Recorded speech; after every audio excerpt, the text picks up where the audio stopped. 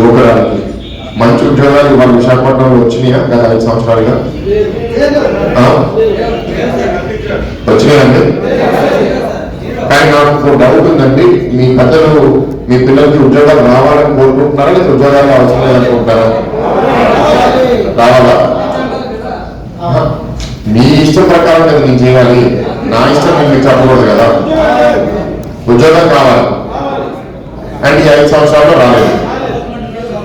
Okay, మీ పిల్లలు ఎంతమంది వాళ్ళు కాలేజ్కి వెళ్ళి చదువుతున్నారండి? కొంతమంది వస్తున్నాయి, ఒక 60-70 ఫ్యామిలీస్కి 1-2 స్కీమ్స్ వస్తున్నాయి. సో అది మీకు కావాలట్లేదు. దీనివల్ల మీ జీవితం బాగా బాగుపడిందా?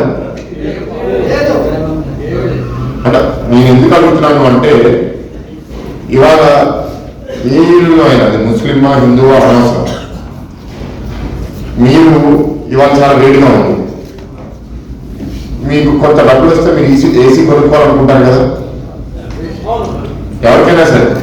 మరి ఏసీ కొనుక్కున్న తర్వాత 300 యూనిట్లు దాటేస్తే పథకాలన్నీ కట్ చేస్తారు.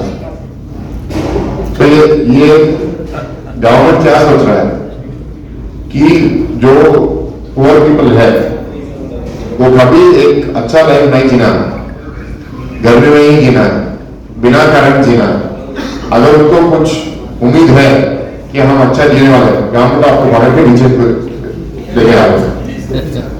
गवर्नमेंट क्या सोच रहा है, ये लोग पूरा गरीब ही रहना चाहिए और जब वो गरीब है ऐसे उनको बकरे जैसे हम लेके जाएंगे और बोलेंगे कि ये करो वो करो और हमको वोट देना, हम आपको देखेगा. अगर वो भी वर्क नहीं हुआ, अभी जो विजय जी बात किए, अभी बीजेपी के बारे में बोलते थे ना, अभी 5 साल हुए, अभी YSRCP को 11 राज्यसभा MP 11 राज्यसभा MP रखा.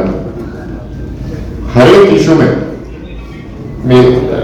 अभी 100 इशू आए बोलेंगे तो 200 इशू आए राज्यसभा में, 1 या 2 अलग हो सकता है, मगर बाकी सब इशू में जो बीजेपी बोला YCP वहां वोट किया. क्यों? हम बोल रहे हैं अगर आपको मिलके जाना है खुला जाओ, ये शादी पीछे क्यों कर रहे हो?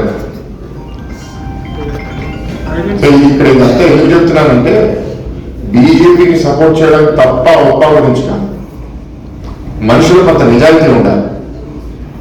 నిజాయితీ ఏంటి అంటే, మీకు నా స్టాండ్ ఇది అని స్పష్టంగా ఉండాలి. అసలు స్టాండే లేదు. पहले भी टीडीपी बीजेपी मिलके गया तो आपको पूछना चाहिए, अभी 2014-19 के बीच में मुस्लिम को कुछ इशू था, कुछ मुश्किल था. 5 साल में विशाखापट्टनम में आप जो लोग हैं यहाँ कुछ मुश्किल किया. आप एक बार सोचिए,